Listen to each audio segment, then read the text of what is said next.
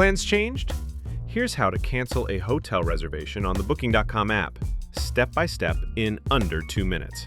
First, open the Booking.com app and make sure you're logged into your account. You need to be signed in to see your reservations. At the bottom of the screen, tap on the Bookings tab. You'll see all your current and past reservations. Find the one you want to cancel. Next to the hotel name, tap the 3 dots icon. A menu will appear with different options. Tap Cancel Booking. You will be asked if you want to cancel the entire booking. Tap that option and then select a reason from the list, like change of plans or booked by mistake. Tap Cancel My Booking and then hit OK to finish. You'll see a confirmation message, and the booking will now appear as canceled. Some hotels offer free cancellation until a certain date. If that's your case, you won't be charged anything. Always check that before booking.